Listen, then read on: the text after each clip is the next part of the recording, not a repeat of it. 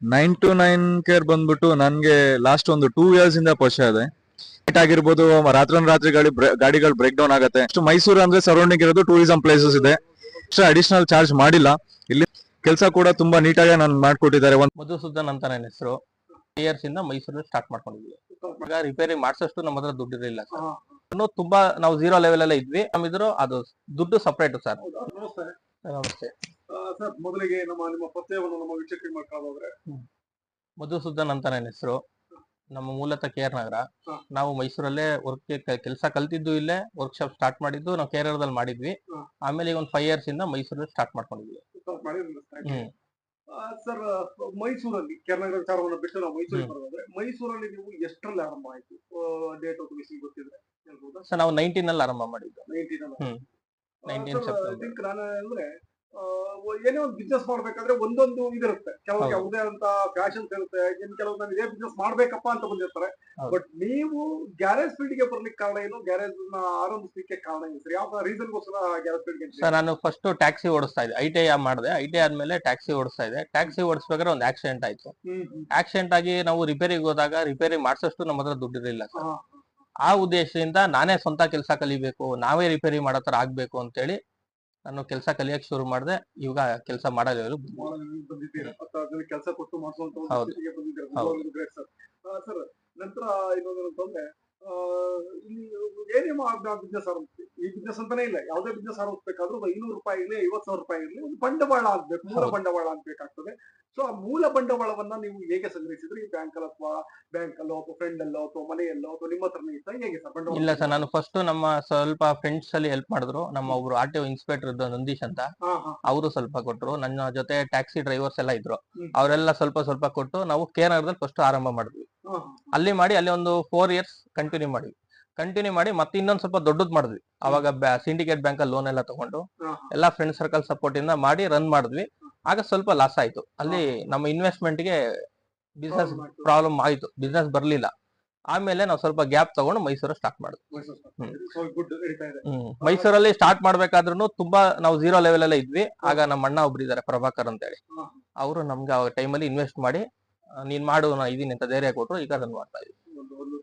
ಒಳ್ಳೆ ಕೆಲಸ ಮಾಡಿದ್ದಾರೆ ಸರ್. ನಂತರ ಏನಂದ್ರೆ, ನಾವು ಮೆಕ್ಯಾನಿಕ್ ಅಂದ್ರೆ ಒಂದು ರೀತಿ ಡಾಕ್ಟರ್ ರೀತಿ, ಸಮಾಜಕ್ಕೆ ಡಾಕ್ಟರ್ ಅಷ್ಟು ಇಂಪಾರ್ಟೆಂಟ್, ಮೆಕ್ಯಾನಿಕ್ ಗಳು ಅಷ್ಟೇ ಇಂಪಾರ್ಟೆಂಟ್. ಹೌದೌದು.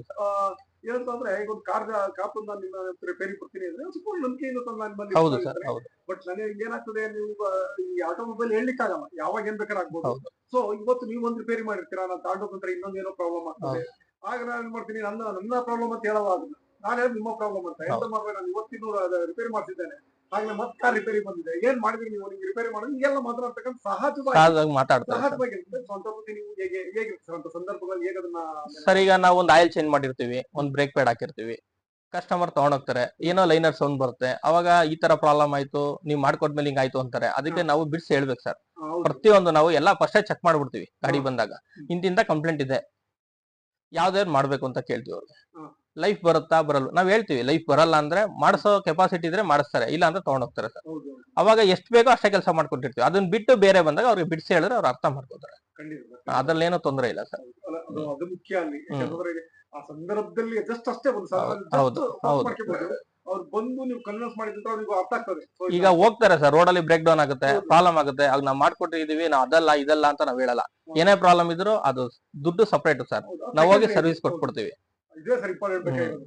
ಯಾಕಂದ್ರೆ ನೀವೀಗ ಮೊದಲೇ ಸರ್ ಇಷ್ಟ ಆಗ್ತದೆ ಅಂತ ಹೇಳ್ಬಿಟ್ರೆ ಇದೇಂತ ಮರ ಬಂದೇ ಇಲ್ಲ, ಮೊದಲೇ ಅಮೌಂಟ್ ಹೇಳ್ಬಿಡ್ತಾರೆ. ನಾವು ಸರ್, ನನ್ನ ಹತ್ರ ಈಗ 10 years ಇಂದಾನು ಕಸ್ಟಮರ್ಸ್ ಇದಾರೆ.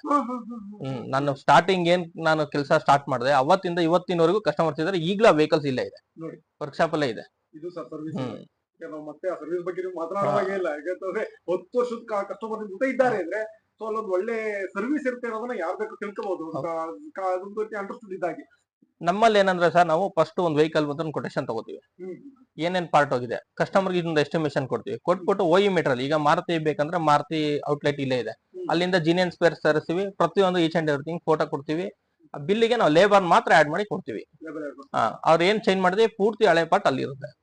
ಹಂಗಾಗಿ ಯಾರು ಏನೋ ಬೇಜಾರ್ ಮಾಡ್ಕೊಳ್ಳಲ್ಲ ಜನರಿಗೆ. ಯಾಕಂದ್ರೆ ಮೊದಲು ಈಗಲ್ಲ, ಈಗ ಜನರಲ್ಲಿ ಒಂದು ಇದಾಗಿದೆ ಸರ್. ಏನ್ ಹೌದೌದು. ನಾವೇನಂದ್ರೆ ನಂಬಿಕೆನ ಉಳಿಸ್ಕೊಂಡ್ರೆ ಸರ್, ನಾವು ಸಾಯ ತನಕ ಅವರೇ ಸಾಕು ನಮ್ಗೆ, ಹೊಸಬ್ರು ಬೇಡ. ಇದೆ. ಯಾಕಂದ್ರೆ ಕಸ್ಟಮರ್ ಇವತ್ತು ಬಂದು ನಾಳೆ ಬರ್ಬೇಕು ಅಂತ ಹೌದು ಕರ್ಕೊಂಡ್ಬರ್ಬೇಕು. ಹೌದು. ಆಗಿದ್ದಾಗ ಮಾತ್ರ ನಿಮ್ಮ ಬಿಸ್ನೆಸ್ ರನ್ ಈಗ ಒಬ್ರು ಬಂದ್ರು, ಇಬ್ರು ಕಳ್ಸೋರು, ಇಬ್ರು ಬಂದ್ರು, 10 ಜನ ಕಳ್ಸೋರು, 10 ಜನ 100 ಜನ. ಈಗ ನನ್ನ ಹತ್ರ ಒಳ್ಳೆ ನನ್ ಕಾಂಟ್ಯಾಕ್ಟ್ಸ್ ಒಂದ್ 2,000 ಕಾಂಟ್ಯಾಕ್ಟ್ಸ್ ಇದೆ ಸರ್. ನೋಡಿ ಮತ್ತೆ ನಂಗೆ ಸಾಕು ಸರ್. ಅದಕ್ಕೆ ಅದು 2,000 ಅಷ್ಟೇ ಸಾಕು. ಅದು ಮಲ್ಟಿ ಹೌದು. 2,000 ಅವ್ರನ್ನ ಕಸ್ಟಮರ್ನ ಉಳಿಸ್ಕೊಟ್ರೆ ಸಾಕು ನಾವು. ಅದೇ ಓವರ್ ಆಗ್ಬಿಡ್ತು. ಅದನ್ನ ರಿಪೇರಿ ಮಾಡಿದ್ರೆ ಕಷ್ಟ ಹೋಗ್ಬಿಡುತ್ತೆ. 2,000 ಕಸ್ಟಮರ್ಗಳು ಇದ್ದಾರೆ ಅಂತ ಅಂದ್ರೆ. ಯಾಕೆಂದ್ರೆ ಮೊದಲೆಲ್ಲ ಏನಾಗ್ತಾ ಇತ್ತು ಅಂದ್ರೆ, ಒಂದು ಕಾಲದಲ್ಲಿ ಯಾರು ಗ್ಯಾರೇಜ್ ಬಿಡೋದ್ರೆ ಭಯ, ಗಾಡಿಯನ್ನ ಬಿಟ್ಟು ಹೋಗ್ತೀವಿ ಅಂದ್ರೆ ಭಯ ಬೇಡ ಮನೆ ಶೋರೂಮ್ ಬಿಟ್ಕೊಳ್ಳೋಣ, ಅಲ್ಲಿ ಅದಾಗುತ್ತೆ, ಬಿತ್ತಾರೆ, ಮತ್ತೊಂದೇನೋ ಮಾಡ್ತಾರೆ, ಅದು ಇನ್ನೊಂದು ಪ್ರಾಬ್ಲಮ್ ಆಗ್ತದೆ ಅಂತ. ಬಟ್ ಈಗ ತುಂಬಾ ಬದಲಾವಣೆ ಆಗಿದೆ. ಜೊತೆಗೆ ಇನ್ನೊಂದೇನಂದ್ರೆ ಮೆಕ್ಯಾನಿಕಲ್ ಕೂಡ ಅದರಲ್ಲಿ ಅಪ್ಡೇಟ್ ಆಗಿದ್ದಾರೆ. ಇದಿಲ್ಲ ಎಲ್ಲರೂ ಕೂಡ ನಾವು ಶೋರೂಮ್ ಅಲ್ಲಿ ಏನ್ ಮಾಡ್ತೀವೋ ಆಲ್ಮೋಸ್ಟ್ ಅಲ್ಲಿ ಸಿಗ್ತಾ ಇದೆ ಸರ್. ಆದ್ರೂ ನಾನು ಈ ಪ್ರಶ್ನೆ ಕೇಳ್ತಾ ಇದ್ದೇನೆ, ಶೋರೂಮ್ ಅಲ್ಲಿ ನಮಗೆ ಏನಂತಾರೆ ಆಲ್ಮೋಸ್ಟ್ ಅಲ್ಲ ಶೋರೂಮ್ ಶೋರೂಮ್ ಬಿಡಬೇಕು ಗಾಡಿಯನ್ನ ಅಂತೆಲ್ಲ ಹೇಳ್ತಾರೆ. ನಿಮಗೂ ಮತ್ತೆ ಶೋರೂಮ್ ಇರ್ತಕ್ಕಂಥ ವ್ಯತ್ಯಾಸ ಏನು? ಯಾವ ಕಾರಣಕ್ಕೆ ಶೋರೂಮ್ ಬೆಟರ್ ಅಂತ ಜನ ಮಾತನಾಡ್ತಾರೆ ಸರ್? ಶೋರೂಮ್ ಬೆಟರ್ ಅಂತ ಏನಕ್ಕೆ ಮಾತಾಡ್ತಾರೆ ಅಂದ್ರೆ, ಒಂದು ನೀಟ್ನೆಸ್ ಇರುತ್ತೆ ಸರ್, 100% ನೀಟ್ನೆಸ್ ಇರುತ್ತೆ. ಕಂಪನಿ ಸಪೋರ್ಟಿವ್ ಇರುತ್ತದೆ ಕಸ್ಟಮರ್ಸ್ಗೆ, ಅವರು ಸರ್ವಿಸ್ ಕೊಡಕ್ಕೆ ಎಂಪ್ಲಾಯ್ಸ್ಗೆ ಈಸಿ ಆಗುತ್ತೆ. ಇಲ್ಲಿ ನಾವೇ ಓನ್ ರಿಸ್ಕ್ ತಗೊಂಡು ನಾವು ಪ್ಲಾನ್ ಮಾಡ್ಬೇಕು ಸರ್. ಆಮೇಲೆ ಇನ್ನೊಂದೇ ಅಂದ್ರೆ ಪಾರ್ಟ್ ಓಯಿ ಜಿನಿಯನ್ ಪಾರ್ಟ್ಸ್ 100% ಅಲ್ಲಿ ಸಿಗುತ್ತೆ. ಈಗ ಕೆಲವು ಬ್ರ್ಯಾಂಡ್ ಅಲ್ಲಿ ಸರ್, ಮಾರುತಿ, ಟೊಯೋಟಾ, ಹುಂಡೈ ಏನ್ ಸರ್, ಹೋಂಡಾ, ಇಷ್ಟು ಮ್ಯಾಕ್ಸಿಮಮ್ ನಾವು, ಮತ್ತೆ ಟಾಟಾ ನಂಬರ್ 1 ಸಿಗುತ್ತೆ, ಮಾರುತಿನ ನಂಬರ್ 2 ಇಲ್ಲ, 1 ಇದೆ. ಅದನ್ನು ಸ್ಪೇರ್ ಪಾರ್ಟ್ಸ್ ಅಲ್ಲಿ ತುಂಬಾ ಜಿನಿಯನ್ ಆಗಿದೆ. ಹುಂಡೈ ನಂಬರ್ 3 ಪಾರ್ಟ್ ಸಿಗುತ್ತೆ ಸರ್, ತೊಂದರೆ ಇಲ್ಲ. ಎಲ್ಲ ಓಯಿ ಸಿಗೋದ್ರಿಂದ ನಾವು ಕಸ್ಟಮರ್ ಅವ್ರಿಗೆ ನಾವು ಸ್ಯಾಟಿಸ್ಫೈ ಮಾಡಿ ವರ್ಕ್ ಮಾಡ್ಕೊಡ್ಬೋದು. ಒಂದು ಜಿನಿಯನ್ ಪಾರ್ಟ್ ಸಿಗುತ್ತೆ, ನಾವು ಧೈರ್ಯವಾಗಿ ಹಾಕ್ಬೋದು. ಈ ಬೇರೆ ಇಂಪೋರ್ಟೆಡ್ ವೆಹಿಕಲ್ಸ್ ಸರ್ ಸಿಗ್ತಾ ಇಲ್ಲ ಪಾರ್ಟ್. ಅವಾಗ ಏನಾಗುತ್ತೆ, ನಾವೇ ರೆಫರ್ ಮಾಡ್ತೀವಿ ಕೆಲವೊಂದು ಟೈಮ್ ಶೋರೂಮ್ಸ್ಗೆ. ಆಮೇಲೆ ಇನ್ನು ನ್ಯೂ ಮಾಡಲ್ಸ್ ವೆಹಿಕಲ್ ಅಲ್ಲಿ ನಾವು ಮಾಡಕ್ಕಾಗಲ್ಲ ಸರ್. ಏನಕ್ಕೆ ಅಂದ್ರೆ ಪಾರ್ಟ್ ವೆಂಡರ್ಸ್ ಇಂದ ಆಚೆ ಬಂದಿಲ್ಲ. ಕಂಪ್ನಿ ರೂಲ್ಸ್ ಇದೆ. ಈಗ ನೆಕ್ಸಾನ್ ಇರ್ಬೋದು, ಕಂಪ್ನಿ ರೂಲ್ಸ್ ಇದೆ ಸರ್, ಇಷ್ಟು 3 years 5 years ಸ್ಪೇರ್ ಪಾರ್ಟ್ಸ್ ನ ಆಚೆ ಕೊಡಬಾರ್ದು, ಕಂಪ್ನಿಲೇ ಸರ್ವಿಸ್ ಆಗ್ಬೇಕು ಅಂತ ಇದೆ. ಆ ತರ ಇದ್ದಾಗ ನಾವು ಓಯಿ ಹಾಕಕ್ ಆಗಲ್ಲ. ಕಸ್ಟಮರ್ ಕೇಳ್ತೀವಿ ರಿಲೇಟೆಡ್ ಪಾರ್ಟ್ ಹಾಕಿ ಅಂದಾಗ ಬೇರೆ ಬ್ರ್ಯಾಂಡ್ ಹಾಕಿ ಕೊಡ್ತೀವಿ. ಮಾತ್ರ ಹಾಕೊಡ್ತೀರಾ? ಹೌದು ಸರ್, ಹೌದು. ಕೆಲವು ಟೈಮ್ ಅಲ್ಲಿ ಆ ಪಾರ್ಟ್ ಹಾಕಿದ್ರು ಅದು ಯುಟಿಲೈಸ್ ಆಗಲ್ಲ, ಕಂಪ್ಲೇಂಟ್ ಬರುತ್ತೆ ಅಂತ ಗೊತ್ತಿದ್ರೆ ನಾವೇ ಹೇಳಿ ಕಸ್ಟಮರ್ ನ ಶೋರೂಮ್ ಕಳಿಸ್ತೀವಿ ಸರ್. ಸರ್ ಇನ್ನೊಂದು ಏನಂದ್ರೆ, ಕೆಲವು ಕಂಪನಿಗಳು ಬರ್ತವೆ, ಶೋರೂಮ್ಗಳು ಬರ್ತವೆ, ಮುಚ್ಚೋಯ್ತವೆ. ಬಂದಷ್ಟೇ ಬೇಗ ಮುಚ್ಚೋಗ್ಬಿಟ್ಟು 5 ವರ್ಷ 4 ವರ್ಷ 3 ವರ್ಷ ಇರ್ತಾರೆ, ಮುಚ್ಕೊಂಡು ಹೋಗ್ತಾರೆ. ಉದಾಹರಣೆಗೆ ಇದು ಶವರ್ಲೆ ಒಂದು ಬಂತು, ಶವರ್ಲೈಟ್ ಕಂಪನಿ ಬಂತು, ಹೌದು ಚವರ್ಲೈಟ್ ಆಯ್ತು. ಈಗ ಫೋರ್ಡ್ ಕ್ಲೋಸ್ ಆಗಿದೆ ಸರ್, ಫಿಯಟ್ ಕ್ಲೋಸ್ ಆಯ್ತು, ಮತ್ತೆ ಈಗ ಜೀಪ್ ಕ್ಲೋಸ್ ಆಯ್ತು, ಜೀಪ್ ಕ್ಲೋಸ್ ಆಯ್ತು ಸರ್. ಇದೆಲ್ಲ ಈಗ ಗಾಡಿ ತಾಬಿಟ್ಟಿರ್ತಾರೆ. ಹೌದು. ಇಲ್ಲ ಸರ್, ಅವ್ರಿಗೆ ಇಲ್ಲ ಸರ್, ಅವರಿಗೆ ಪಾರ್ಟ್ ಈಗ ಶೋರೂಮ್ ಕ್ಲೋಸ್ ಆಗಿ 5 years ಸರ್ವಿಸ್ ಕೊಟ್ಟಿದೆ.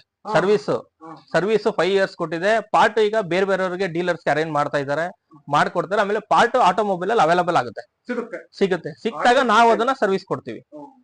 ತೊಂದರೆ ಇಲ್ಲ, ಕೊಡ್ತೀವಿ ಸರ್. ನಮ್ಗೆ ಮೇನ್ ಪ್ರಾಬ್ಲಮ್ ಇರೋದು ರೊನಾಲ್ಟ್, ನಿಶಾನ್, ಡಾಟ್ಸನ್. ಇದು 3 ನಿಶಾನ್, ಡಾಟ್ಸನ್ ಓಯಿ ಐಟಮ್ ತರ್ಸಕ್ ಆಗಲ್ಲ ಸರ್. ಅವ್ರದೇ ಮೇಜರ್ ಪ್ರಾಬ್ಲಮ್ ಇರೋದು. ಅವರು ಔಟ್ಲೆಟ್ ಮಾಡಿದ್ರೆ ನಮ್ಮಂತ ಮೆಕ್ಯಾನಿಕ್ಸ್ ಗೆ ತುಂಬಾ ಅನುಕೂಲ ಆಗುತ್ತೆ ಸರ್. ಮಾಡಲ್ಲ. ಈಗ ಹುಂಡೈದ ಔಟ್ಲೆಟ್ ಇದೆ, ಮಾರುತಿ ಔಟ್ಲೆಟ್ ಇದೆ, ಟಾಟಾ ಸಿಗುತ್ತೆ, ಟೊಯೋಟಾ ಸಿಗುತ್ತೆ. ಈ ತರ ಔಟ್ಲೆಟ್ಸ್ ಇರ್ಬೇಕು ಸರ್. ಗಾಡಿಗಳು ಜಾಸ್ತಿ ಆಗುತ್ತೆ. ಎಲ್ಲೇ ಒಂದು ಪ್ರಾಬ್ಲಮ್ ಆದ್ರೂ ನಾನು ಕರ್ಕೊಂಡ್ ಮೆಕ್ಯಾನಿಕ್ ಕರ್ಕೊಂಡ್ ರೆಡಿ ಮಾಡ್ತೀನಿ ಬಂದಾಗ ಗಾಡಿ. ಹೌದು ಸರ್. ಈಗ ಏನಾಗಿದೆ ಅಂದ್ರೆ ಸರ್, ಶೋರೂಮ್ ಅವ್ರು ಹೊರಗಡೆ ಬಿಡ್ಲೇಬಾರ್ದು ಅನ್ನೋ ಲೆವೆಲ್ ಬಂದ್ಬಿಟ್ಟಿದ್ದಾರೆ ವೆಹಿಕಲ್ಸ್ ನ. ಅದೇ ತರ ನೀವು ಅಪ್ಡೇಟ್ ಮಾಡ್ಕೊಳ್ಳಿ, ನೀವು ಶೋರೂಮ್ ಅಲ್ಲೇ ಮೇಂಟೈನ್ ಮಾಡ್ಬೇಕು, ಹೊರಗಡೆ ನೀವು ಮಾಡ್ಸಂಗೆ ಇಲ್ಲ ಅನ್ನೋ ಲೆವೆಲ್ ಬಂದ್ಬಿಟ್ಟಿದ್ದಾರೆ. ಮೈನಸ್ ಅಂದ್ರೆ ಅದೇ ಕಾಸ್ಟ್ ಆಫ್ ಇದ್ರಲ್ಲಿ ಅವ್ರು ಮೈನಸ್ ಆಗುತ್ತೆ. ಸರ್ವಿಸ್ ಅಂತೂ ಇದ್ದೇ ಇರುತ್ತೆ. ಈಗ ನಾನು ಎಲ್ಲೋ ಹೋಗ್ತಾ ಇರ್ತೀನಿ, ಅದೇ ಸಣ್ಣ ಪ್ರಾಬ್ಲಮ್ ಆಗ್ತದೆ. ಅದಕ್ಕೋಸ್ಕರ ಶೋರೂಮ್ ಕಾಲ್ ಮಾಡಿ ಅವ್ರು ಬಂದು ಕ್ಲೀನ್ ಮಾಡ್ಕೊಂಡು ತಗೊಂಡು ಹೋಗಿ ಮತ್ತಲ್ಲಿ ಶೋರೂಮ್ ಸರ್ವಿಸ್ ಕೊಡುವ ತುಂಬಾ ತೊಂದರೆ ಆಗ್ತದೆ. ಹೌದು ಆಗುತ್ತೆ. ಮೈಸೂರು ಹೋಗೋದ್ರೆ ಅಡ್ಡಿಲ್ಲ, ತಕ್ಷಣ ಶೋರೂಮ್ ಇರ್ತವೆ, ಬಂದು ಸ್ಪಂದಿಸ್ತಾರೆ. ಹೌದು, ಈಗ ನಾಗರಹೊಳೆ ಫಾರೆಸ್ಟ್ ಅಲ್ಲಿ ನಿಂತೋಯ್ತು, ಆಗ ಲೋಕಲ್ ಟೆಕ್ನಿಷಿಯನ್ ಬೇಕೇ ಬೇಕು. ಆಮೇಲೆ ನಮ್ಮ ದಕ್ಷಿಣ ಕನ್ನಡಕ್ಕೆ ಹೋಗ್ಬೇಕಾದ್ರೆ ಶೋರೂಮ್ ಸಿಗಲ್ಲ, ಇಲ್ಲ ಪುತ್ತೂರ್ಲಿಲ್ಲ, ಶೋರೂಮ್ಗಳಿಲ್ಲ. ನಾವು ಪುತ್ತೂರು ಅಂದಿದೆ, ಮಡಿಕೇರಿ ಮತ್ತೆ ಪುತ್ತೂರು ಮಧ್ಯೆ ಏನಾದ್ರು ಹೋಗ್ರೆ ಡೈರೆಕ್ಟ್ ಅಲ್ಲಿಂದ ಮಂಗಳೂರಿಗೆ ಟೋಯಿಂಗ್ ಆಗ್ಬೇಕು ಗಾಡಿ. ನೋಡಿ ತುಂಬಾ ತೊಂದರೆ ಆಗುತ್ತೆ. ಆಗ ಏನ್ ಮಾಡ್ತಾರೆ ಅಂದ್ರೆ, ಆಟೋಮೆಟಿಕ್ ಮಾರುತಿ ಮತ್ತೆ ಟಾಟಾಗೆ ಜನಗಳು ಬದಲಾಗ್ತಾ ಹೋಗ್ತಾರೆ. ಎಲ್ಲಿ ಬೇಗ ರಿಪೇರಿ ಆಗುತ್ತೋ ಅದನ್ನ ಹುಡುಕ್ತಾರೆ. ಈಗ ಮೈಸೂರಲ್ಲಿ ಸೇಫ್ ಆಟೋಮೊಬೈಲ್ ಅಂತ ಇದೆ ಸರ್, ಒಳ್ಳೆ ಜಿನಿಯನ್ ಪಾರ್ಟ್ಸ್ ಕೊಡ್ತಾರೆ, ಒಳ್ಳೆ ಸರ್ವಿಸ್ ಕೊಡ್ತಾರೆ. 2 days ಟೈಮ್ ಕೊಟ್ರೆ ಪಾರ್ಟ್ ನ ತರಿಸಿ ಕೊಡ್ತಾರೆ ಸರ್. ಆಮೇಲೆ ಪ್ರೈಸ್ ಅಷ್ಟೇ, ಏನ್ ಪ್ರೈಸ್ ಇದೆ ಆ ಪ್ರೈಸ್ ಅಲ್ಲಿ ಇರುತ್ತೆ. ಈ MRP ಕಿತ್ತಾಕೋದು ಆತರ ಎಲ್ಲ ಮಾಡಲ್ಲ. ಏನು ಓಯಿ ಕ್ವಾಲಿಟಿ ಇದೆ ಆ ಸ್ಟಿಕ್ಕರ್ ಕೇಳಲ್ಲ ಅವರು, ಕಿತ್ತಿರೋ ಸ್ಟಿಕ್ಕರ್ ವಾಪಸ್ ಇಸ್ಕೊಳ್ಳಲ್ಲ. ಆತರ ಅವರು ಆಟೋಮೊಬೈಲ್ ಅವರು ಸರ್ವಿಸ್ ಕೊಡ್ತಾರೆ. ಆಗ ನಮ್ಗೆ ಅನುಕೂಲ ಆಗುತ್ತೆ, ನಾವು ಕಸ್ಟಮರ್ ಸರ್ವಿಸ್ ಕೊಡ್ಬೋದು ಸರ್.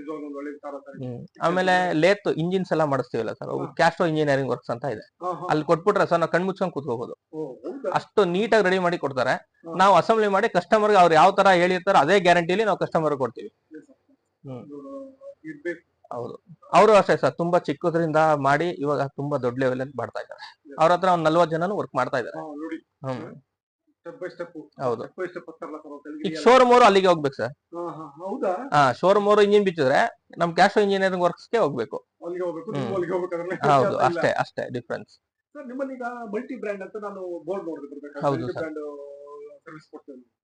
ಸೊ ಯಾವೆಲ್ಲ ಬ್ರ್ಯಾಂಡ್ ಅವ್ರು ನಿಮ್ಮಲ್ಲಿ ಬರ್ಬೋದು, ಯಾವ ಬ್ರ್ಯಾಂಡ್ ಅವ್ರ ಬಗ್ಗೆ ವರ್ಕ್ ಮಾಡ್ಕೊಡ್ತಾರೆ ಸರ್? ನಮ್ಮಲ್ಲಿ ಮ್ಯಾಕ್ಸಿಮಮ್ ನಾವು ಮಾಡ್ತಾ ಇರೋದೇ Maruti, Tata, Hyundai, Toyota, maximum sir, Honda, 5 company maximum regular ಇರುತ್ತೆ.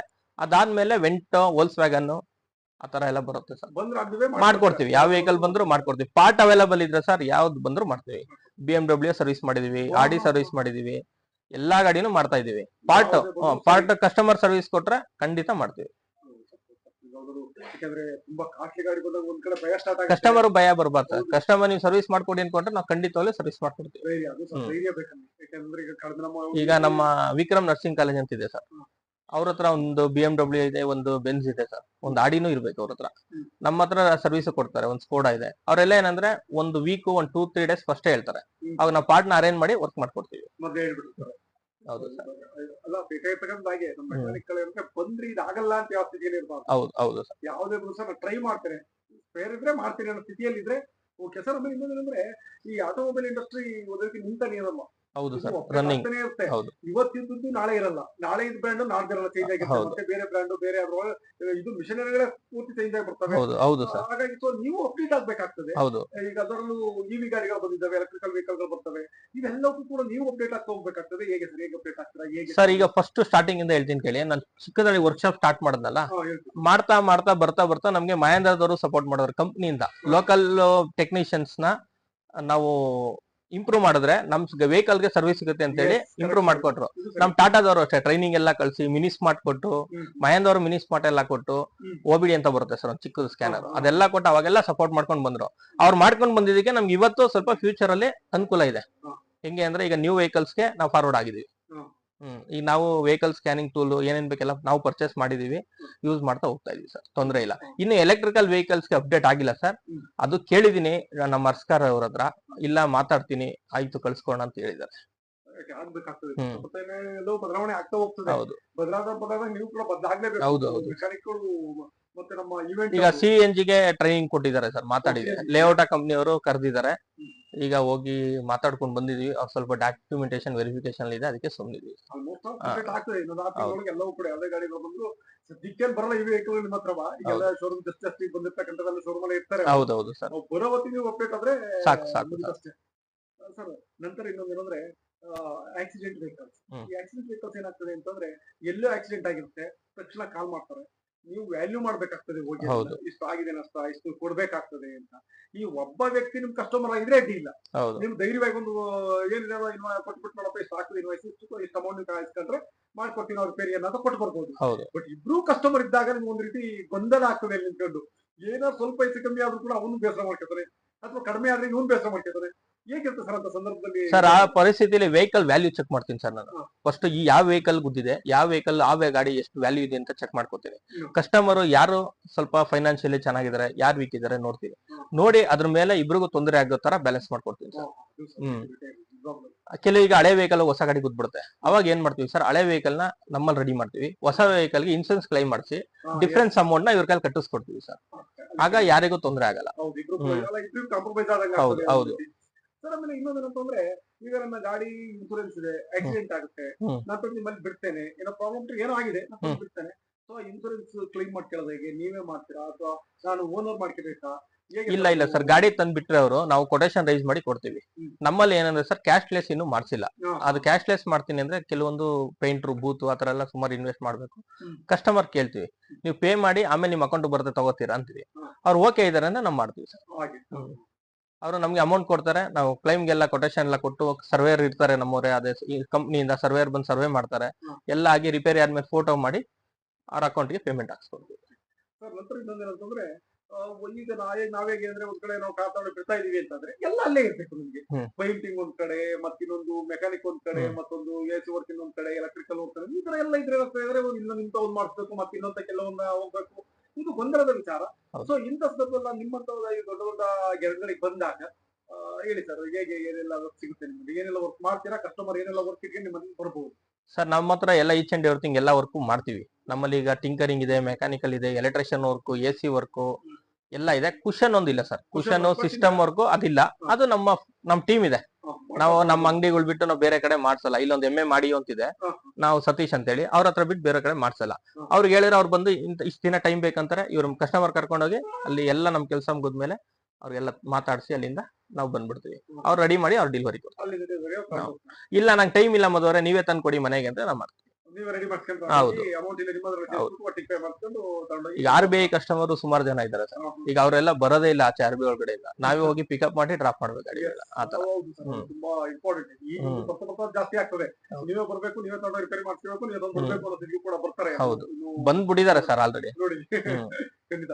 ಈಗ ಊರಿಂದ ಬರ್ತಾರೆ, ಕೇರಳದಿಂದ ಬರ್ತಾರೆ, ಕೊಡಗಿಂದ ಬರ್ತಾರೆ.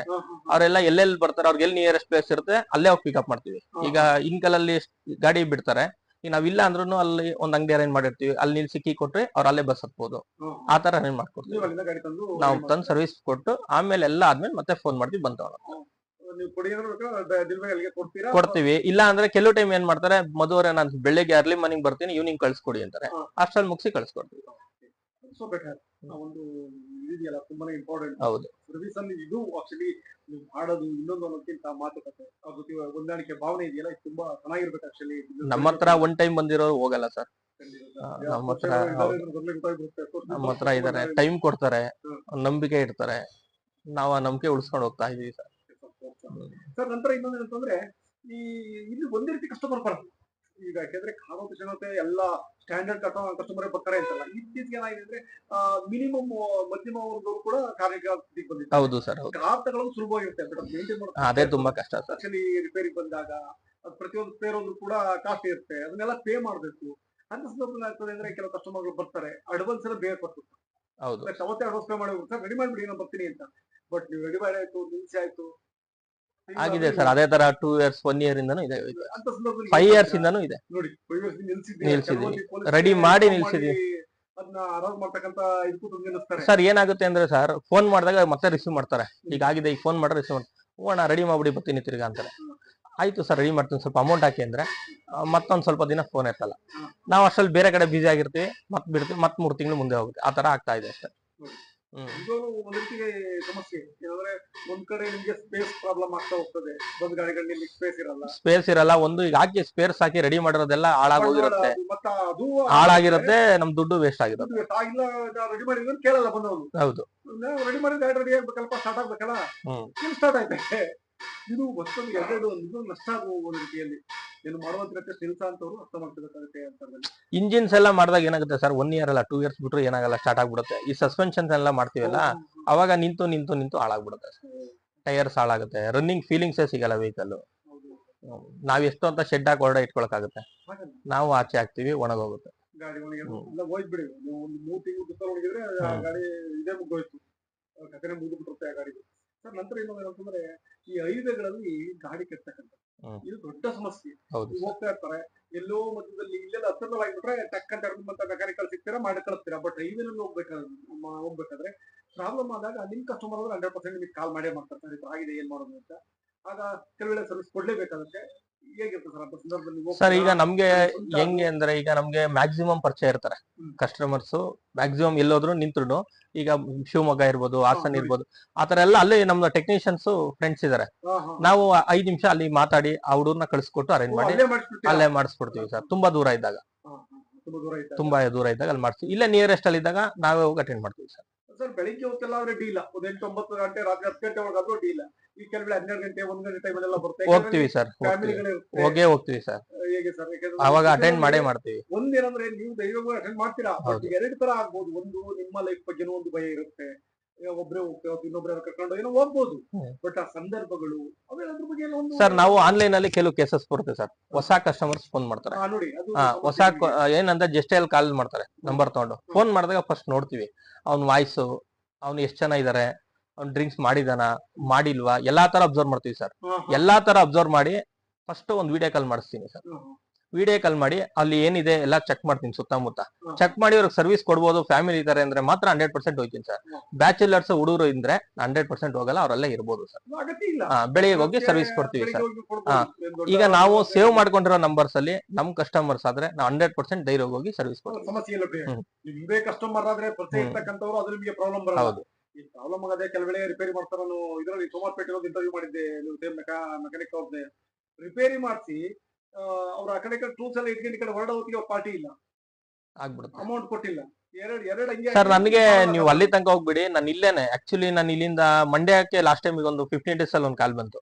ಜಸ್ಟೇ ಎಲ್ಲೋ ಹೋಗೋದ್ ಬೇಡ ಅನ್ಕೊಂಡು ಹೋದೆ, ಶ್ರೀರಂಗಪಟ್ಟಣ ದಾಟದೆ ಗಾಡಿ ಸ್ಟಾರ್ಟ್ ಆಗಿದೆ ಸರ್ ನೀವು ಹೊರಡಿ ಅಂದ್ರು.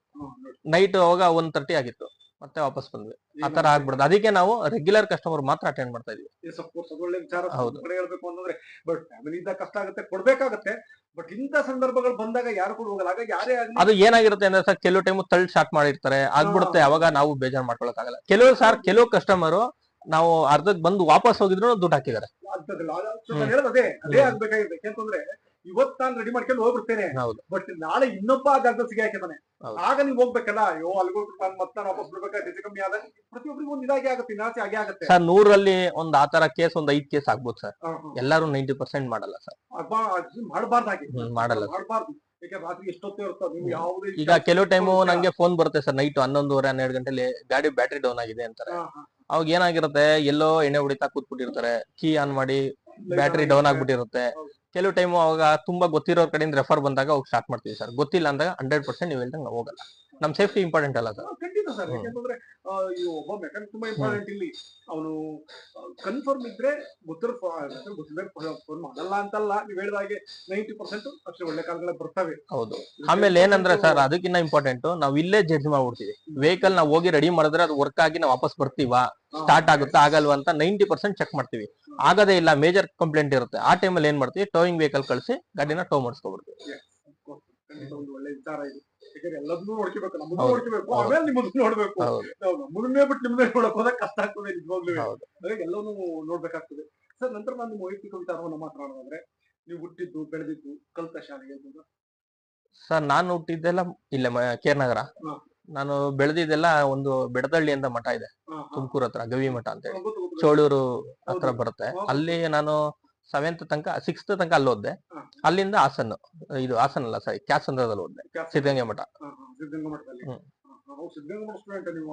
ಅಲ್ಲಿ ಓದಿದ್ದು. ಅಲ್ಲಿ ನಮ್ಮ ಮಾವನ್ ಮನೆ ಇತ್ತು, ಹಂಗಾಗಿ ಅವ್ರ ಸಂಸ್ಥೆಲೆ ಓದ್ಕೊಂಡೆ. ಮತ್ತೆ ಮೈಸೂರಲ್ಲಿ ITI ಮಾಡಿದೆ, ಆಮೇಲೆ ಇಲ್ಲಿ ಬಿಸ್ನೆಸ್ ಸ್ಟಾರ್ಟ್ ಮಾಡ್ಕೊಂಡೆ. ನಾ ITI ಲಾಸ್ಟ್ ಸರ್, SLC ಆದ್ಮೇಲೆ ITI ಅಷ್ಟೇ ಮಾಡಿಲ್ಲ. ಅವರು ಮನೆ ಮಾಮೂಲಿ ಅಗ್ರಿಕಲ್ಚರ್ ಲ್ಯಾಂಡ್ ಊರು. ಸರ್ ನಂತರ ಯಾಕೆಂದ್ರೆ ಯಾವುದೇ ಬಿಸ್ನೆಸ್ ಮಾಡಿ ನೀವು, ಸೊ ಆ ಬಿಸ್ನೆಸ್ ಬೆಳಿಬೇಕು ಅಂದಾಗ ಪತ್ನಿಯ ಪಾತ್ರ ತುಂಬಾ ಇರುತ್ತೆ. ಏನಂದ್ರೆ ನಿಮಗೆ ತೊಂದರೆಯನ್ನ ಕೊಡದೆ, ಮನೆ ವಾರ್ತೆ ಅಂತ ನಾವು ಕರಿತೇವೆ, ಅದನ್ನೆಲ್ಲ ಸಂಪೂರ್ಣ ಅವ್ರು ಮಾಡ್ಕೊಂಡು ನಿಮ್ಮನ್ನ ನಿಮ್ ತಾಟು ಬಿಸ್ನೆಸ್ ಮಾಡಿ ಬಿಟ್ಬಿಟ್ರೆ ಸೊ ಗುಡ್. 100% ಸರ್, ಅದರಲ್ಲಂತೂ ಹೌದು, ಬ್ಯಾಕ್ ಬೋನ್ ಇದ್ದಾಗೆ. ಸೊ ಹಾಗಾಗಿ ಅವ್ರು ನಾವು ಬ್ಯಾಕ್ ಬೋನ್ ಅಂತ ಕರಿತೇವೆ. ನಿಮ್ಮ ದೃಷ್ಟಿಯಲ್ಲಿ ಪತ್ನಿ ಬಗ್ಗೆ ಮಾತಾಡೋದು ಇಲ್ಲ ಸರ್. ನಮ್ಗೆ ಎಲ್ಲಾದ್ರಲ್ಲೂ ತುಂಬಾ ಅಡ್ಜಸ್ಟ್ ಆಗಿ ಪ್ರತಿಯೊಂದು ಕಷ್ಟಗಳಲ್ಲಿ ಸುಖ ಇದ್ದಾಗ ಎಲ್ಲಾನು ಬ್ಯಾಲೆನ್ಸ್ ಮಾಡ್ಕೊಂಡು ಬಂದಿದ್ದಾರೆ. ಅವ್ರ ಕಡೆಯಿಂದ ನಮ್ಗೆ ಯಾವ್ದೇ ತರ ತೊಂದರೆ ಇಲ್ಲ ಸರ್. ನಾವ್ ಎಷ್ಟ್ ಗಂಟೆಗೆ ರಾತ್ರಿಗೆ ಹೋಗಿ ಮನೆಗೆ ಹೋದ್ರು ಕೇಳಲ್ಲ, ಯಾಕೆಂದ್ರೆ ನಮ್ ಫೀಲ್ಡ್ ಹಂಗಿದೆ ಸರ್. ಒಂದ್ ಫಸ್ಟ್ ಆ ನಂಬಿಕೆ ಬೇಕಲ್ಲ ಸರ್. ಈಗೆಲ್ಲೋ ಬ್ರೇಕ್ ಡೌನ್ ಇದೆ ಅಂತ ಹೇಳಿ ಹೋಗೋದು, ಇನ್ನೆಲ್ಲ ಹೋಗೋದು, ಆತರ ಎಲ್ಲ ಮಾಡಲ್ಲ ನಾವು. ನಾವೇನಿದೆ ರಿಯಾಲಿಟಿ ಹೇಳ್ತೀವಿ, ಹಿಂಗಾಗುತ್ತೆ ಕಣಮ್ಮ, ಬರಲ್ಲ, ಲೇಟ್ ಆಗುತ್ತೆ, ಮುಗೀತು ಸರ್, ಫೋನ್ ಮಾಡಲ್ಲ, ಆ ಟೈಮ್ಗೆ ಹೋಗ್ತೀವಿ. ಆದ್ರೂ ಒಂದೊಂದ್ಸರಿ ಹೇಳ್ತಾರೆ ಇಷ್ಟೊತ್ತಲ್ಲಿ ಹೋಗ್ಬೇಕಾ ಅಂತಾರೆ, ಅವಾಗ ನಂಬರ್ ತೋರಿಸ್ತೀವಿ, ಹಿಂಗೆ ರೆಗ್ಯುಲರ್ ಕಸ್ಟಮರ್ ಅಂದಾಗ ಸುಮ್ನೆ ಆಗ್ತಾರೆ. ಏನ್ ಮಾಡಂಗಿಲ್ಲ, ನೀವು ಕೂಡ ಅನಿವಾರ್ಯ. ನೀವು ಕೂಡ ಮೆಕ್ಯಾನಿಕಲ್ ಲೈಫ್ ಒಂದ್ ರೀತಿ ಇದ್ರ ಲೈಫ್ ಇದ್ದಾಗೆ, ಹಾಗಾಗಿ ಅನಿವಾರ್ಯ, ನಿಮ್ಗೂ ಕೂಡ ಅನಿವಾರ್ಯ, ಅವರು ಕೂಡ ಅರ್ಥ ಮಾಡ್ಕೊಳ್ಳೋದು ಮೇಯ್ನು ಸರ್. ಆಮೇಲೆ ಕಮರ್ಷಿಯಲ್ ವೆಹಿಕಲ್ಸ್ ಬ್ರೇಕ್ ಡೌನ್ ಆದ್ರೆ ಸರ್, ನಾವಂತೂ 100% ಹೋಗ್ತೀವಿ. ಕಮರ್ಷಿಯಲ್ ಅವ್ರಿಗೆ ಏನಾಗಿರುತ್ತೆ ಪಾಪ ಅರ್ಜೆಂಟ್ ಲೋಡ್ ಏನೋ ಇರುತ್ತೆ, ಹೌದು, ಇಲ್ಲ ವೆಜಿಟೇಬಲ್ ಲೋಡ್ ಇರುತ್ತೆ. ಈ ತರ ಇದ್ದಾಗ ನಮ್ ಕೈಯಲ್ಲಿ ಆಗಿದ್ ಸೇವೆ ನಾವು ಅವ್ರು ಬಂದ್ಬಿಡ್ತೀವಿ ಸರ್. ಅವ್ರಿಗೆ ಟ್ಯಾಕ್ಸಿ ಅವ್ರಿಗೆಲ್ಲ 100% ನಾವು ಫಸ್ಟ್ ಪ್ರಿಫರೆನ್ಸ್ ಕೊಡ್ತೀವಿ. ಕೆಲವು ಕಸ್ಟಮರ್ ಏನ್ ಮಾಡಿದಾರೆ ಗೊತ್ತಾ ಸರ್, ಎಷ್ಟೋ ಸರಿ ನಮ್ ರೆಗ್ಯುಲರ್ನೇ ತುಂಬಾ ಅರ್ಜೆಂಟ್ ಇದ್ದಾಗ ಗಾಡಿ ನಲ್ಲೇ ಸೈಡ್ ಅಲ್ಲಿ ನಿಲ್ಸಿ ಟೈರ್ ಮೇಲೆ ಕೀ ಇಟ್ಬಿಟ್ಟು ಹೊಟ್ಟೋಗಿರ್ತಾರೆ, ನೀವು ಹೋಗಿ ಎತ್ಕೊಳ್ಳಿ ಅಂತ. ನಾವ್ ಹೋಗಿ ತಗೊಂಡ್ ಬರ್ತೀವಿ. ತುಂಬಾ ದೊಡ್ಡ ವಿಚಾರ. ನಂತರ ನಿಮ್ಮಲ್ಲಿ ಲೇಬರ್ ಇರಲೇಬೇಕು, ಲೇಬರ್ ಮೇಲೆ ಕೆಲಸ ಮಾಡ್ಲಿಕ್ಕೆ ಆಗಲ್ಲ, ಮಾಡಂತ ಕೆಲಸ ಅಲ್ಲ. ಸೊ ಲೇಬರ್ಗಳ ಬಗ್ಗೆ ಮಾತಾಡೋದು, ನಿಮ್ಮ ಮತ್ತೆ ನಿಮ್ಮ ಲೇಬರ್ ಬಗ್ಗೆ ಮಾಲೀಕರ ನಮ್ ಹುಡುಗರು ಸರ್ ನಮ್ಗೆ ತುಂಬಾ ಸಪೋರ್ಟಿವ್ ಆಗಿದ್ದಾರೆ. ಅಂದ್ರೆ ಕೆಲವು ಟೈಮ್ ರಜಾ ಹಾಕ್ತಾರೆ, ಅದು ಅವ್ರ ಪಾಪ ಅವ್ರ ಪರ್ಸನಲ್ ಕಮಿಟ್ಮೆಂಟ್ ನಾವು ಅಡ್ಜಸ್ಟ್ ಮಾಡ್ಕೋಬೇಕಲ್ಲ. ಇರೋದ್ರಲ್ಲಿ ನಾವು ಅದಕ್ಕೆ ಏನ್ ಮಾಡ್ತೀವಿ, ಕಸ್ಟಮರ್ನ ಹತ್ರ ಫಸ್ಟ್ ಟೈಮ್ ತಗೊಂಡ್ ಬ್ಯಾಲೆನ್ಸ್ ಮಾಡ್ತೀವಿ ಸರ್. ವರ್ಕರ್ಸ್ ಇರ್ಲಿ ಬಿಡ್ಲಿ ನಾವೇ ಮಾಡಕ್ ರೆಡಿ ಇದೀವಿ, ಹಂಗಾಗಿ ನಾವು ಬ್ಯಾಲೆನ್ಸ್ ಮಾಡಿ ಕೊಡ್ತೀವಿ ಸರ್. ನಂತರ ಇನ್ನೊಂದೇನಾಗ್ತದೆ ಅಂದ್ರೆ, ಈ ಗಾಡಿಯನ್ನ ತಂದು ಬಿಡ್ಬೇಕಾದ್ರೆ ಬಿಡ್ತಾರೆ, ಅಮೌಂಟ್ ಕೊಡ್ತಾರೆ. ಈ ಲಾಸ್ಟ್ ಅಲ್ಲಿ ಏನಾಗುತ್ತೆ, ಹೋಗ್ಬೇಕಾದ್ರೆ 2,000 3,000 ನೆಕ್ಸ್ಟ್ ಕೊಡ್ತೀನಿ ಅಂತ ಹುಡುಕಿ ಎಲ್ಲರೂ ಇರಲ್ಲ. 3% 97% ಜನ ನಿಮಗೆ ಕಾರಲ್ಲಿ ಯಾವುದೇ ಸಮಸ್ಯೆ ಇಲ್ಲ, ಬೈಕ್ ಆಗಲ್ಲ. 97% ಜನ ಕೂಡ ನಿಮಗೆ ಪೇ ಮಾಡ್ತಾರೆ, ಮೊದಲೇ ಪೇ ಮಾಡೋರು ಇರ್ತಾರೆ. ಆದ್ರೆ ಈ 3% ಜನ ಇರ್ತಾರೆ. ಈ 3% ಜನ ಅಂತಂದ್ರೆ ಎಲ್ಲ ಬಿಸ್ನೆಸ್ ಅಲ್ಲಿ ಬರ್ತಾರೆ, ದುಡ್ಡಿಲ್ಲ ಅಂತಲ್ಲ, ಇದ್ರೂ ಕೊಡ್ಲಿಕ್ಕೆ ಬರ್ತಾರೆ. 2,000 3,000 ಮತ್ತೆ ಕೊಡ್ತೀನಿ ಅನ್ನೋದು, ನಾಳೆ ಕೊಡ್ತೀನಿ ಅಂತ ಅನ್ನೋದು, ಲಾಸ್ಟ್ ಎಷ್ಟೋ ಜನ ಫೋನ್ ತೆಗಿದೆ, ಇದೆಲ್ಲ ಆಗ್ತದೆ. ಅಂತ ಸಂದರ್ಭದಲ್ಲಿ ಕೇಳಿದ್ರೆ ಅವ್ರು ಯಾವ ಹಣವನ್ನು ಬಿಡ್ತಾರೋ 2,000 3,000 ಲಾಭ ಆಗಿರ್ತದೆ, ಬಿಟ್ಟರೆ ನಿಮಗೆ ನಷ್ಟ. ಸೊ ಹೇಗೆ ಸರ್, ಹೇಗೆ ಮಾಡ್ತಾರೆ? ಅದು ನಮಗೆ ಲಕ್ಷಾಂತರ ರೂಪಾಯಿ ಹೊಟ್ಟೋಗಿದೆ ಸರ್. ಆತರ ಲಕ್ಷಾಂತರ ರೂಪಾಯಿ ಅದನ್ನ ಲೆಕ್ಕ ಇಟ್ಕೊಂಡು ಜೀವನ ಮಾಡಕ್ ಆಗಲ್ಲ ಸರ್. ಒಂದ್ ಕಡೆ ಹೋಗ್ತಾ ಇರತ್ತೆ, ಒಂದ್ ಕಡೆ ಬರ್ತಾ ಇರತ್ತೆ, ಬ್ಯಾಲೆನ್ಸ್ ಮಾಡ್ಕೊಂಡು ಹೋಗ್ತೀವಿ. ಆದ್ರೆ ಕೆಲವು ಕಸ್ಟಮರ್ ಅದೇ ತರದವರು ಮತ್ತೆ ಬಂದು ನನ್ನ ಹತ್ರನೇ ಸರ್ವಿಸ್ ಮಾಡ್ಸೋರೆ, ಮಧು ಅಣ್ಣ ಹತ್ರ ಕೊಡಕ್ಕಿಲ್ಲ, ನೀವು ಅಡ್ಜಸ್ಟ್ ಮಾಡ್ಕೊಳ್ಳಿ ಅಂತಾರೆ. ನಮ್ಮ ಮಾತು ಕೇಳಲ್ಲ ಸರ್. ಅಂತವ್ರ ಡೀಲ್ ಯಾಕಂದ್ರೆ ಅವ್ರು ನಿಜ ಹೇಳ್ತಿರ್ತಾರ. ಹೌದು, ಕೊಡಬಾರ್ದು ಅನ್ನೋ ಉದ್ದೇಶಕ್ಕೆ ನಾನು ಪಕ್ಕದ ಗ್ಯಾರೇಜ್ ಇರ್ತಾನೆ. ಹೌದು. ಇನ್ ಕೆಲವು ಜನ ಹೇಳ್ತಾರೆ ಸರ್, ಮಾಡ್ಸ್ಕೊಂಡು ಹೋಗಾದ್ಮೇಲೆ ಬ್ಯಾಲೆನ್ಸ್ ಇದ್ರೆ ನೀವು ಮಾಡೋ ಕೆಲಸ ಹಂಗಾಯ್ತು ಹಿಂಗಾಯ್ತು ಆತರ ಹೇಳ್ತಾರೆ. ಆತರ ಹೇಳಿದ್ರು ನಾವು ತಗೊಂಬಪ್ಪ ಮಾಡ್ಕೊಡ್ತೀವಿ ಅಂದ್ರು ಬರ್ತೀನಿ ಅಂತ ಬರಲ್ಲ ಸರ್. ಸರಿ ಇರುತ್ತೆ, ಹೇಳ್ತಾರೆ. ಇಲ್ಲ ಸರ್, ಕೆಲವು ಟೈಮು ಏನು ಮಾಡಕ್ಕಾಗಲ್ಲ, ಅವ್ರ ಮೆಂಟಾಲಿಟಿನೇ ಹಂಗೆ. ಅವರು ಎಷ್ಟು ಗ್ಯಾರೇಜ್ ಇದೆ ಮೈಸೂರಲ್ಲಿ ಅಷ್ಟು ಗ್ಯಾರೇಜು ಸುತ್ತಾ ಇರ್ತಾರೆ. ಸರ್ ಗ್ಯಾರೇಜ್ ಅಂತಲ್ಲ, ನಾನು ಎಲ್ಲಾ ಬಿಸ್ನೆಸ್ ಮೆನ್ಗಳನ್ನ ಇಂಟರ್ವ್ಯೂ ಮಾಡಿದ ಮೈಸೂರಲ್ಲಿ, ಇಂಥ ವಿಭಾಗ ಅಂತ ಬಿಟ್ಟಿಲ್ಲ. ಎಲ್ಲಾ ಬಿಸ್ನೆಸ್ ಗಳಲ್ಲೂ ಇಂಥವ್ರು 2% ಇದ್ದೇ ಇರ್ತಾರೆ ಸರ್, ಇದ್ದೇ ಇರ್ತಾರೆ. ಎಲ್ಲಾ ಬಿಸ್ನೆಸ್ ಮೋಸ ಮಾಡಿದ್ದೇ ಇರ್ತಾರೆ ಅವರು. ಸಾಮಾನ್ಯ ಏನು ಮಾಡುವಾಗಿಲ್ಲ ಒಂದು ವಿಚಾರದಲ್ಲಿ. ಸರ್ ನಂತರ ಇಂಜಿನ್ ಸೀಜ್ ಆಗ್ತಕ್ಕಂಥದ್ದು ದೊಡ್ಡ ದೊಡ್ಡ ಕೆಲಸಗಳು ಅನ್ಸುತ್ತೆ, ಐ ಥಿಂಕ್. ಹೇಗೆ ಸರ್, ಯಾಕೆಂದ್ರೆ ಈಗ ಒಂದು ಇಂಜಿನ್ ಸೀಜ್ ಆಯ್ತು ಅಂದಾಗ ದೊಡ್ಡ ಅಮೌಂಟ್ ಕೊಡ್ಬೇಕಾಗ್ತದೆ, ಒಂದು ಇಷ್ಟ ಆಗುತ್ತೆ ಅಂತ ಕನ್ವಿನ್ಸ್ ಮಾಡ್ಬೇಕಾಗುತ್ತೆ. ಹೇಗೆ ಸರ್ ಇಂಜಿನ್ ಸೀಜ್ ಬಂದಾಗ ಹೇಗೆ ಮಾಡ್ತೀರಾ ಅದನ್ನ, ಹೇಗೆ ಹೊಸ ಇಂಜಿನ್ ಕೊಡ್ತೀರಾ, ಅದನ್ನೇ ರೀಬೋರ್? ಇಲ್ಲ ಸರ್, ರೀಬೋರೆ ವರ್ಕೇ ಮಾಡೋದು. ಇಂಜಿನ್ ಹೊಸದೆಲ್ಲ ಹಾಕಕ್ಕಾಗಲ್ಲ, ತುಂಬಾ ಕಾಸ್ಟ್ ಆಗ್ಬಿಡುತ್ತೆ. ಅದನ್ನ ರೀಬೋರೆ ಮಾಡೋದು ಸರ್. ಕೊಟೇಶನ್ ಕೊಟ್ಟು ರೆಡಿ ಮಾಡ್ಕೊಡ್ತೀವಿ ಸರ್. ಏನೋ ಒಂದು 50% ಕೊಟ್ಟಿರ್ತಾರೆ ಸ್ಟಾರ್ಟಿಂಗ್ ಅಲ್ಲಿ, ಎಲ್ಲ ರೆಡಿ ಆದ್ಮೇಲೆ ಮಿಕ್ಕಿದ್ವಿ ಸರ್. ಅಂದಾಜೊಂದು ಮಾರುತಿ ಸುಜುಕಿ ವೆಹಿಕಲ್ ಸರ್, ಈಗ ಮಾರುತಿ ಸುಜುಕಿ ಅಂದ್ರೆ ಈಗ ಒಂದು ಶಿಫ್ಟ್ ಮಿನಿಮಮ್ ಶಿಫ್ಟೇ ತಗೊಳ್ಳಿ, ಮಿನಿಮಮ್ 40,000ದಿಂದ ಸರ್ 1,00,000ವರೆಗೂ ಬಿಲ್ ಆಗುತ್ತೆ. ಹೆಂಗೆ ಪಾರ್ಟ್ ಹೋಗಿರುತ್ತೆ ಅದ್ರ ಮೇಲೆ ಡಿಪೆಂಡ್ ಆಗುತ್ತೆ. ಮಿನಿಮಮ್ 40 to 60 ಒಳಗಡೆ ರೆಡಿ ಆಗುತ್ತೆ. ಇರ್ಲಿ ಸರ್. ನಂತರ ಇನ್ನೊಂದೇನಂತಂದ್ರೆ ಮಾಡಿಫೈ ಮಾಡ್ತಕ್ಕಂಥದ್ದು. ನಾವು ವೆಬ್ಸೈಟ್ ಹೋಗ್ಬಿಟ್ರೆ ಕೊಡಗುಲ್ಲಿ ಇರ್ತಕ್ಕಂಥವ್ರನ್ನ ಇಂಟರ್ವ್ಯೂ ಮಾಡ್ಬೇಕಾದ್ರೆ ಮುಖ್ಯವಾಗಿ ಅದೇ ವಿಚಾರವನ್ನು ಇಟ್ಕೊತಾರೆ ಅವರು, ಮಾಡಿಫೈ ಮಾಡೋದ್ರ ಬಗ್ಗೆ. ಸೊ ನಿಮ್ಮಲ್ಲಿ ಮಾಡಿಫೈ ಮಾಡೋದಾದ್ರೆ ಯಾವ್ಯಾವ್ದೆಲ್ಲ ಮಾಡ್ತೀರಾ? ಜೀಪ್ಗಳು ಮಾಡ್ತೀರಾ, ಕಾರ್ಗಳು ಮಾಡ್ತೀರಾ, ಹೇಗ್ ಮಾಡ್ತೀರಾ? ಇದುವರೆಗೆ ಯಾವ್ದಾದ್ರು ಮಾಡಿದ್ದೀರಾ? ಸ್ವಲ್ಪ ಹೇಳ್ಬೋದಾ ಸರ್? ಮಾಡಿದೀವಿ, ಒಂದು ಟೊಯೋಟಾ ಕ್ಯಾಮ್ರಿ ಮಾಡಿದ್ವಿ. ಅದು ಓಲ್ಡ್ ಶೇಪ್ ನಿಮ್ಗೆ ಫೋಟೋ ತೋರಿಸಿದ್ರೆ ಆ ಟೈಪ್ ಅಲ್ಲಿ ಆಲ್ಟರ್ ಮಾಡಿದ್ವಿ. ಕಸ್ಟಮರ್ಸ್ ಏನ್ ಡಿಸೈನ್ ಕೊಡ್ತಾರೆ ಸರ್ ಅದನ್ನ ಮಾಡ್ಬೋದು, ಯಾರೇ ಬಂದು ಮಾಡ್ಕೊಡ್ತೀವಿ. ಕೆಲವೊಂದು ಪಾರ್ಟ್ ಏನ್ ಮಾಡ್ತಾರೆ, ನಾವು ತರಿಸ್ತೀವಿ ಅಂತ ಹೇಳ್ತಾರೆ, ತರಿಸ್ಕೊಡ್ತಾರೆ. ಮ್ಯಾಕ್ಸಿಮಮ್ ಅಂದ್ರೆ ಸರ್ ಬಾಡಿ ಮಾಡಿಫೈಲಿ ಸ್ವಲ್ಪ ಕಡಿಮೆ. ನಾವು ನಮ್ಮಲ್ಲಿ ಬಾಡಿ ಶಾಪ್ ಜಾಸ್ತಿ, ಆಕ್ಷನ್ ರಿಪೇರು, ಮೆಕ್ಯಾನಿಕಲ್ ವರ್ಕ್ ತುಂಬಾ ಜಾಸ್ತಿ. ಆಮೇಲೆ ನಂತರ ನಿಮ್ಮಲ್ಲಿ ಬರೀ ಕಾರ್ಯ ನೋಡ್ತಾ ಇದ್ದೆ, ಈ ಜೀಪಿಗೆ ಸಂಬಂಧಪಟ್ಟಂತ ರಿಪೇರಿ ಉಂಟಾ? ಜೀಪ್ ಇದೆ ಸರ್, ನಾವು ಮಹೇಂದ್ರ ಶೋರೂಮ್ ಅಲ್ಲೇ ವರ್ಕ್ ಮಾಡಿರೋದ್ರಿಂದ ನಾವು ಜೀಪ್ನು ಮಾಡ್ತೀವಿ. ಮಹೇಂದ್ರ ಸಂಸ್ಥೆ ಯಾವ್ದೇ ಗಾಡಿ ಬಂದ್ರು ಕೂಡ ಮಹೇಂದ್ರ ನಮ್ಗೆ ತುಂಬಾ ಈಸಿ ಸರ್. ಎಕ್ಸ್ಪೀರಿಯನ್ಸ್ ಇದೆ. ಮಹೇಂದ್ರನು ಮಾಡಿತಾ ಇದೀವಿ, ಟಾಟಾ, ಮಾರುತಿ ಮೂರಲ್ಲೂ ಮಾಡಿದೀನಿ ನಾನು. ಮೂರಲ್ಲೂ 3 ಶೋರೂಮ್ ಅಲ್ಲೂ ಮಾಡಿದೀನಿ. 1.5 year ಏನಕ್ಕೆ ಅಂದ್ರೆ ಒಂದು ಎಕ್ಸ್ಪೀರಿಯನ್ಸ್ ಗೋಸ್ಕರ. ಸ್ಟಾರ್ಟಿಂಗ್ ಅಲ್ಲಿ ಲೋಕಲ್ ವರ್ಕ್ಶಾಪ್ ಅಲ್ಲಿ ಕಲ್ತ್ಕೊಂಡು ಆಮೇಲೆ ಅಪ್ಡೇಟ್ ಆಗಿ ನಾವು 7th ಅಲ್ಲೇ ಗಾಡಿ ಓಡಿಸ್ತಾ ಇದ್ದೆ ನಾನು. ನಮ್ಮನೆ ಟ್ರ್ಯಾಕ್ಟರ್ ಇತ್ತು ಅವಾಗ, ಅದು 7th ಅಲ್ಲೇ ಗಾಡಿ ಓಡಿಸಕ್ ಸ್ಟಾರ್ಟ್ ಮಾಡ್ಬಿಟ್ಟಿದ್ದೆ. ನಂತರ ಏನಂದ್ರೆ 2016 ಡಿಮಾನಿಟೈಸೇಷನ್ ಹಣ ನಿಷೇಧ ಆಗ್ತದೆ. ಇದ್ದಿದ್ದಾಗೆ 1000 rupees 500 rupees ನಿಷೇಧ ಮಾಡ್ತಾರೆ.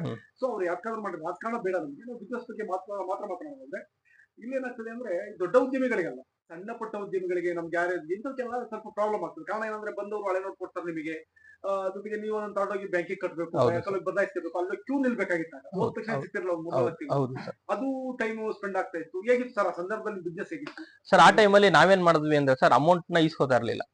ಕಮ್ಮಿ ಇದ್ರೆ ಇಸ್ಕೋತಾ ಇದ್ವಿ, ಜಾಸ್ತಿ ಅಮೌಂಟ್ ಇದ್ದಾಗ ಚೆಕ್ ಇಸ್ಕೊಳಕ್ ಸ್ಟಾರ್ಟ್ ಮಾಡ್ಬೋದು. ಚೆಕ್ ಹಾಕಿ ಕೊಟ್ಬಿಡ್ತಾ ಇದ್ವಿ, ನಾವು ವೆಂಡರ್ಸ್ಗೆ ಚೆಕ್ ಹಾಕಿ ಕೊಟ್ಬಿಡ್ತಾ ಇದ್ವಿ. ಸರ್ ನಂತರ ನೋಡಿ 2016 ಡಿಮಾನಿಟೈಸೇಷನ್ ಆಗುತ್ತೆ, 2 ವರ್ಷ ಬಿಟ್ಟು ಅಟೆಂಡ್ ಮಾಡ್ಬೇಕಲ್ಲ? ಇಲ್ಲ ಏನಿಲ್ಲ ಮಾಡಿ. ಯಾವಾಗ ಕೊಡ್ತಾ ಇದ್ದೀರಾ? ಹೇಗೆ ಕೊಟ್ಟೆ ಹೇಗೆ?